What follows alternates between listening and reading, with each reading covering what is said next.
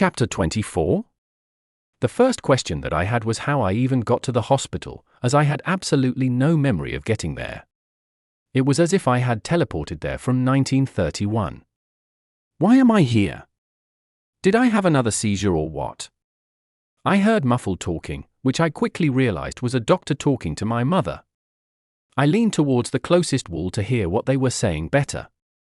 I could make out about half of what they spoke. Perhaps he's bipolar, a doctor said in a muffled tone to my mom somewhere in the corner. What is he talking about? I'm not bipolar, you moron. I know this is off topic, but I once drew my mental illness. I don't know what it is, but I wouldn't be surprised if I have BPD. Here is my rendition of it. He seemed fine until today, my mother said, crying in response. When she cries, you can hear it from 1,000 miles away. I know this isn't nice to say, but it drives me insane when she cries. A part of me just wants to tell her to shut up. I'm the polar opposite of her because when I cry, I do it quietly. Most of the time, people don't even notice that I'm crying. But then again, what do people notice in this world? All they care about is sex, drugs, status, and money. Personally, none of the forever interested me very much. I mean, like for the first one, I'd much rather cuddle with a girl and talk to her about philosophy. I'd brew her a pot of Earl Grey and discuss Nietzsche and the ethics of stem cell research. Society doesn't know what love is anymore. I really need to know what happened. I stood up at that moment and walked to where I heard their voices until a nurse stopped me and told me that it was safer for me to lay down. Why the hell am I here? I asked, confused out of my mind. It was officially at that point that I realized the effect of what I had done. What initially was fun had quickly become destructive. I became a slave to the dopamine rush. Please don't swear, there are child - that's not an answer, I replied irritatedly. You had a manic episode and then had a seizure in the kitchen. Your mother says you grabbed black paint from the garage and started painting your teeth with it while laughing, she said, reading some cheesy romance novel. I can't stand those sorts of books, they always have some whiny simp as a protagonist. I may be whiny, but I sure as hell don't dedicate my whole life to one girl. I mainly commit it, albeit unintentionally, to disappointing my friends and loved ones. Why don't I remember any of this? I asked, tempted to cry. I'm incredibly emotional. I'm either crying and wishing that I was dead or laughing my ass off at things that aren't even that funny. I'd call myself a ticking time bomb, but that wouldn't be fair. Bombs serve a purpose, I don't. Manic episodes often result in severe memory loss. Would you like for me to get you something to eat? Perhaps a sandwich? Sure, I'd like a ham sandwich, if that's fine. I got a turkey one, if that's okay. Would you like any juice, Clive? She asked, standing up from her chair. I had a stupid moment right there and then where I wondered how she knew my name until I looked at the wristband they put on me, which read Clive Spencer Andrews, age 16. They gave the Spencer part to me in honor of Hollywood actor Spencer Tracy. I can't stand Hollywood, that's where all the freaks reside. If I were president, I'd make Twitter illegal so I wouldn't have to see their brain-dead tweets constantly. Hollywood is proof that you don't need to be smart to be successful.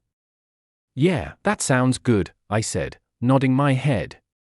Alrighty, try to go back to your bed because if you pass out, you'll hurt your head, which I don't think you'd want very much. No, I most certainly wouldn't, I replied with a small smile. I went back to my bed and laid down, staring at the ceiling. There were what looked like tiny poppy seeds on it, like the ceilings in schools, that were the most boring things imaginable. The only difference was that it wasn't cold enough to freeze nitrogen in school. Could this place possibly be any colder? If it gets any colder, a mammoth might just show up. Time moved absurdly slowly in the hospital as if someone was slowing it down just to torture me. While thinking about how much I regretted time traveling, I noticed that I would occasionally see historical events on the walls that were never actually there out of the corner of my eye. I had abused time travel so much that I had actually started hallucinating. However, the strangest part is that when I looked directly at the hallucinations, they disappeared into thin air as if they were terrified of me. They also had an eerie vibe that I couldn't exactly explain. It's like something about them just felt entirely off. If you want to know the truth, I probably had ruined at least a couple of timelines by then. Could this get any stranger? Eventually, the nurse arrived with my food on a tray before leaving to read more of the book. Must be an excellent book. I sure wish I had one with me right now. I want to read there again. Rule of the Bone was pretty good too. I haven't read before I fall in a bit.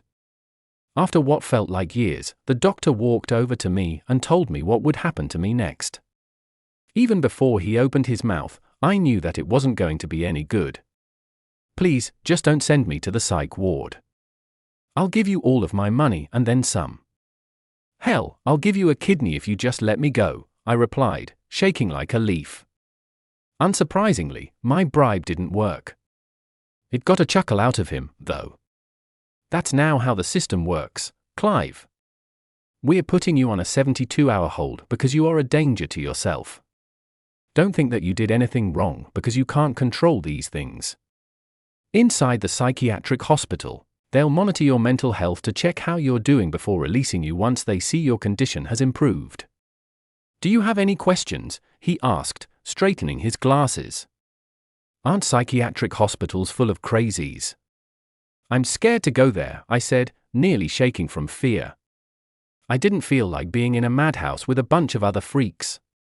My dad had scared me enough by showing me One Flew Over the Cuckoo's Nest. I wasn't too keen on experiencing the madness myself.